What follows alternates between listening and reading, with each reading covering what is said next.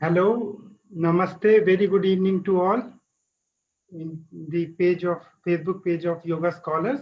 So today we have a very special guest with us, Sanjana Goyal ji.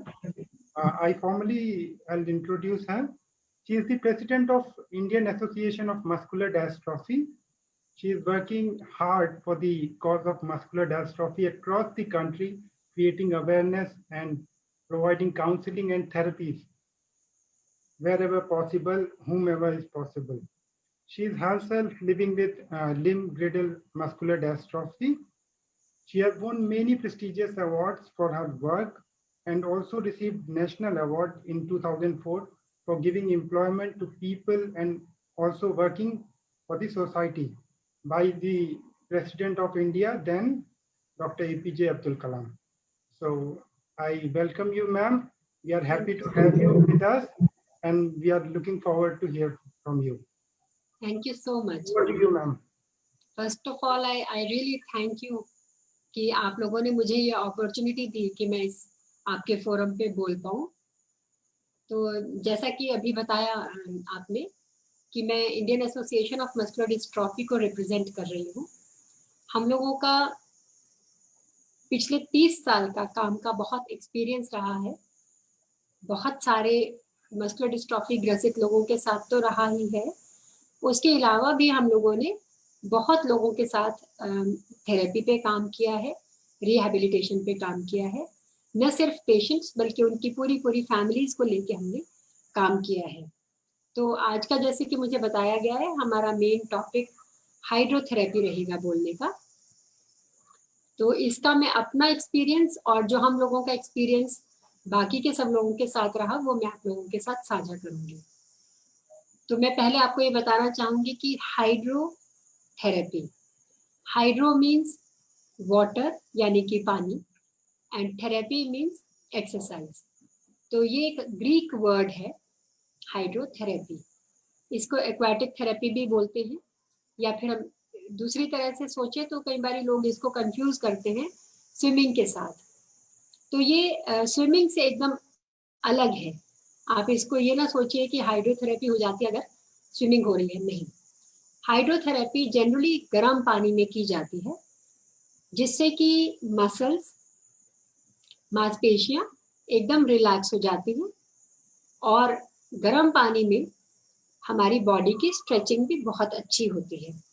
तो ये दो चीजें हम मेनली लेकर चलेंगे। दूसरा ये कि जब हम पानी में होते हैं तो हमारा बायोंसी मिलती है हमें पानी की, एक हमारा बॉडी वेट एकदम लाइट हो जाता है। तो पानी की बायोंसी की वजह से हमारी मसल्स को हम अगर खींचते हैं, स्ट्रेच देते हैं, तो वो पेनलेस हो जाता है। तो जब कोई भी स्ट्रेच पेनलेस हो जाता है तो जो थेरेपी हम या जो भी एक्सरसाइज हम ग्राउंड पर करते हैं, वो एक्सरसाइज अगर हम पानी में करें तो एकदम पेनलेस हो जाती है। तो जब भी कभी कोई किसी भी बीमारी से ग्रसित होता है, जैसे कि सिंपल हम बात करें आर्थराइटिस की, या यूं कहें कि कोई इंजरी होती है, इंटरनल इंजरी, तो इस तरह की जब कोई भी कंडीशन होती है और उसके लिए हम एक्सरसाइज पानी के अंदर करते हैं तो वो पेनलेस हो जाती है। और जब भी कभी हम पेनलेस कोई भी थेरेपी करते हैं तो वो बहुत अच्छे से हो पाती है। उसकी हम मसल्स की पूरी स्ट्रेचिंग कर सकते हैं और पूरा काम उस पर अच्छे ढंग से हर रेंज को लेकर कर सकते हैं।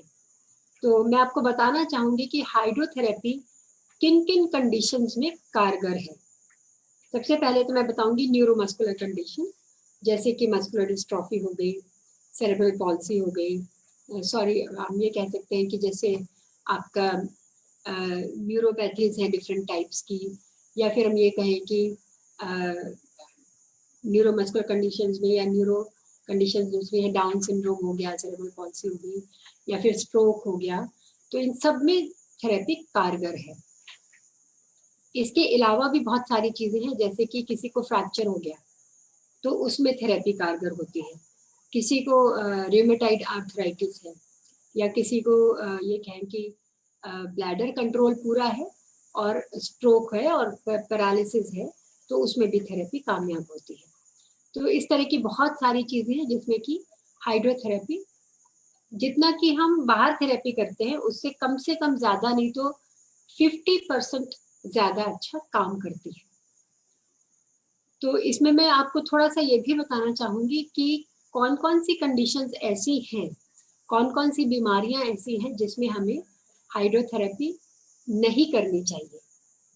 जैसे कि कोई एक्सटर्नल वूंड है, मान लीजिए किसी को चोट लगी है और वूंड बाहर से दिखाई देता है, तो उसके लिए हाइड्रोथेरेपी रिकमेंडेड नहीं है।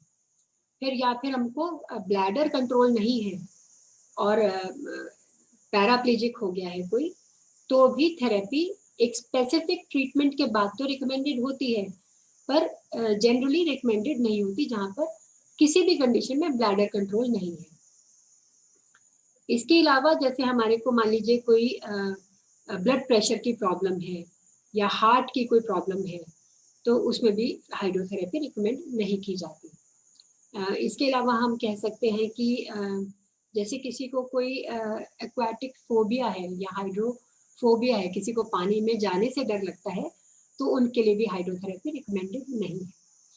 अदरवाइज हम हाइड्रो में जिनको ब्रीदिंग प्रॉब्लम है उनको भी हम वैसे रिकमेंड नहीं करते, पर अगर किसी को अपना ब्रीदिंग इम्प्रूव करना है, किसी को अपना श्वास को इम्प्रूव करना है, तो उसको हम पानी में इस तरह से थेरेपी देते हैं कि लंग्स उनके अच्छे इन्फ्लेट हो जाते हैं और बेटर ब्रीदिंग हो जाती है। तो इस तरह से इन चीजों में हाइड्रोथेरेपी कारगर है। अब मैं बात करूंगी थोड़ी सा आपके साथ जो हमारा अपना एक्सपीरियंस रहा है रूमेटॉइड आर्थराइटिस को लेके और मस्कुलर डिस्ट्रॉफी को लेके। तो ये जरूरी नहीं है कि हाइड्रोथेरेपी जो है वो किसी बड़े पूल में ही की जाए। हाइड्रोथेरेपी कई तरह की होती है, जैसे कि हम नेचर क्योर में रिकमेंड करते हैं गर्म ठंडे पानी की सिकाइयाँ। जैसे मान लीजिए आपके घर में छोटा टब है, या फिर टब भी अगर नहीं है तो बाल्टियों में हम पानी ले सकते हैं, बकेट्स में वी कैन टेक वाटर।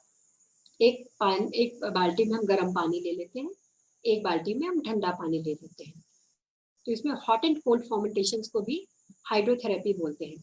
तो इसमें हमारे फ्रैक्चर्स में या बहुत ज़्यादा जब चोट लगती है तो हम इमीडिएटली इस थेरेपी से बहुत जल्दी रिकवरी ला सकते हैं।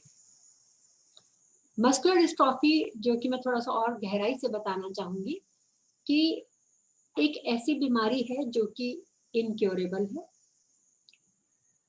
ये जेनेटिक है और प्रोग्रेसिव है, हर रोज में बढ़ने वाली बीमारी है। इसमें भी हमने अपने एक्सपीरियंस से हाइड्रोथेरेपी के साथ और फिजियोथेरेपी के साथ बहुत अच्छे रिजल्ट्स अचीव किए हैं। जो फायदा पेशेंट्स को फिजियोथेरेपी में कह लीजिए कि 20% हो रहा था, वो हाइड्रोथेरेपी से 40 to 50% दिखाई देने में आए। हाइड्रोथेरेपी में हम क्या करते हैं कि जैसे थेरेपिस्ट पहले 5 से 7 मिनट आपको पानी में अक्लेमेटाइज करते हैं, गर्म पानी में।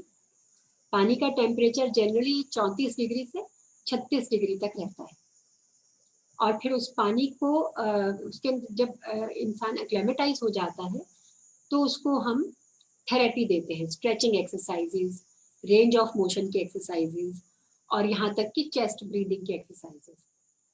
फिर जब हम उसको स्ट्रेचिंग देते हैं तो हम, अगर कोई एम्बुलेटरी पेशेंट है जो कि बाहर बिना सहारे के नहीं चल सकता, उसको हम प्रैक्टिस करा सकते हैं पानी में बिना सहारे के चलने की।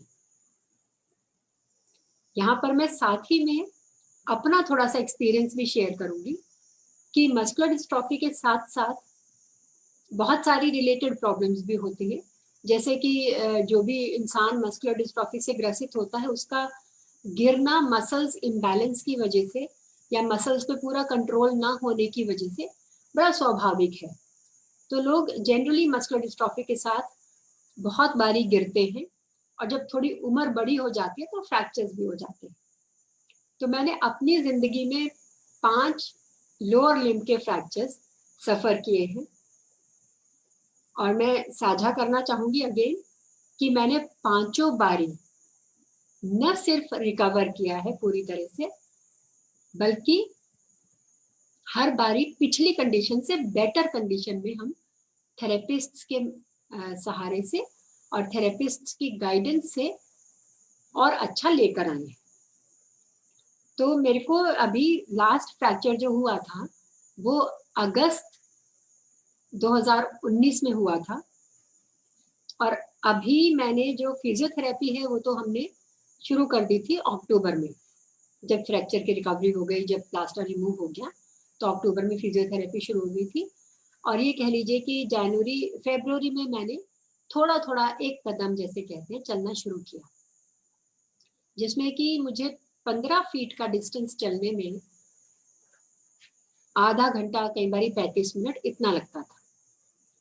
और अब मैं आज की डेट में 60 फीट का डिस्टेंस 15 मिनट में तय कर लेती हूँ ग्राउंड पर। और पानी में, ग्राउंड पर मैं बिना सहारे के नहीं चल पाती, मेरे को किसी ना किसी को पकड़ना होता है, पर पानी में मैं पूरी तरह से इंडिपेंडेंटली चल लेती हूँ। 7 से 8 मिनट तक, उससे भी ज्यादा मैं वॉक कर लेती हूँ, अपने बॉडी को बैलेंस कर लेती हूँ। जो मैं अपना ग्राउंड का फायदा बता रही थी वो इसीलिए आया क्योंकि हाइड्रो पे हम लोगों ने बहुत अच्छे से काम किया, और सिर्फ 1 महीने की हाइड्रोथेरेपी के बाद इतना इम्प्रूवमेंट आया कि मैं बाहर, मेरा बॉडी बैलेंस बेटर हो गया, एक तो चलने की स्पीड बढ़ गई, और तीसरा ये हो गया कि मैं बिना पकड़े खड़ी होने लगी ग्राउंड पे भी। हमने हाइड्रोथेरेपी में उस तरह की जिम्नास्टिक्स की, उस तरह के थेरेपीज करी, उस तरह की एक्सरसाइजेस करी जो कि ग्राउंड पर संभव ही नहीं है। जैसे कि स्क्वाटिंग पोजीशन में बैठकर उठना मेरी उम्र में मस्कुलर डिस्ट्रॉफी वालों के साथ बिल्कुल असंभव हो जाता है, जो कि हमने पानी में अचीव किया। स्क्वाटिंग पोजीशन से बैठकर भी उठना शुरू किया, जिससे कि हमारे पेल्विक मसल्स, हमारे गर्डर के मसल्स, हमारे गर्डल मसल्स और हमारे लेग्स के मसल्स, पैरों के मसल्स, और जैसे हैमस्ट्रिंग्स हुए या फिर टीए स्ट्रेचिंग हुई, ये सारी चीजें बहुत इम्प्रूवमेंट लाई हैं। इन सब चीजों में इतना इम्प्रूवमेंट आया है कि ऐसा लगता था कि जैसे कभी फ्रैक्चर हुआ ही नहीं और मैं ऐसे ही पहले से चलती रहती थी। तो ये इम्प्रूवमेंट हमारे को हाइड्रोथेरेपी में देखने को मिले।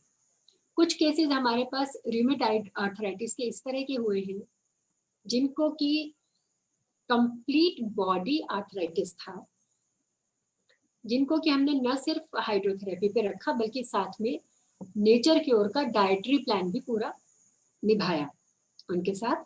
तो ये दो चीजों को मिलाने से रूमेटॉइड आर्थराइटिस के पेशेंट्स इस कदर ठीक हुए हैं कि अभी तक 80 साल की उम्र तक, या यूं कहीं 85 साल की उम्र तक बिना किसी पेन के बहुत नॉर्मल कंडीशन में पूरी तरह फिजिकली फिट अपना पूरा काम कर रहे हैं और पूरी तरह रिकवर हो गए हैं। तो हाइड्रोथेरेपी का बहुत बड़ा रोल होता है, पर यह है कि इसके लिए थोड़ी सी कंसिस्टेंसी चाहिए, थोड़ी सी पेशेंस चाहिए, और ये फैसिलिटी हम घरों में भी अवेलेबल करवा सकते हैं, पर थोड़ी सी टेक्निकल सपोर्ट हमें जरूर चाहिए, क्योंकि ये बहुत जरूरी होता है कि जब हम हाइड्रोथेरेपी ले रहे हैं उसके बाद हमें एकदम से एक्सपोजर ना हो, हम एकदम से ठंड में ना निकल जाए। तो हमें क्या करना होता है कि हम जब हाइड्रोथेरेपी से बाहर निकलते हैं तो गर्म पानी का शावर लेते हैं और लास्ट में एकदम ठंडा पानी डालते हैं, और फिर पूरा ब्लैंकेट में रैप करके या तो थोड़े टाइम हीटेड एनवायरनमेंट में रहते हैं, और या फिर हम ब्लैंकेट से खुद को कवर कर लेते हैं ताकि हमें हवा ना लगे, एकदम से क्लाइमेटिक चेंज ना हो, एकदम से एक्सपोजर ना हो। और फिर जब 15-20 मिनट हम अच्छे से गर्म हो जाते हैं, जब बॉडी वार्म अप हो जाती है, तो हम धीरे धीरे करके अपने आप को एक्सपोज कर सकते हैं।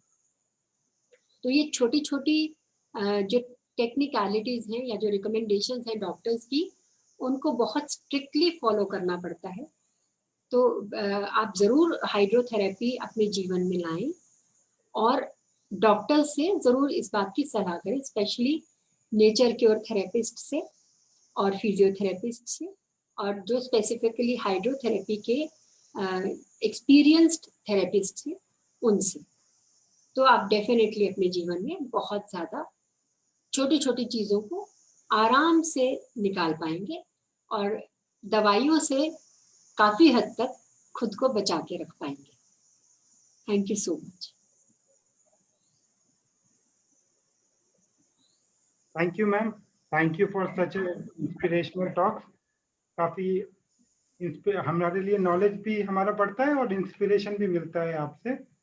मैम, मैं चाहूँगा आप थोड़ा सा अपने सेंटर्स के बारे में भी बता सकें अगर, कि कहाँ कहाँ पे हैं, और जो लोग आपसे हाइड्रोथेरेपी के लिए कांटेक्ट करना चाहते हैं वो कैसे आप तक पहुँच सकते हैं। ज़रूर। हमारा जो हाइड्रोथेरेपी का मेनली सेंटर है वो सोलन हिमाचल प्रदेश में है। इसमें integrated muscular dystrophy rehabilitation centre के नाम से ये विख्यात है, और हम इसको Indian association of muscular dystrophy, जो हमारी ऑर्गेनाइजेशन है, इसी का ये एक सब सेंटर है। एक सेंटर हमारा चंडीगढ़ में भी है, दिल्ली में भी है, पर इन दोनों सेंटर्स में सिर्फ फिजियोथेरेपी होती है, वहाँ पर हाइड्रोथेरेपी नहीं होती।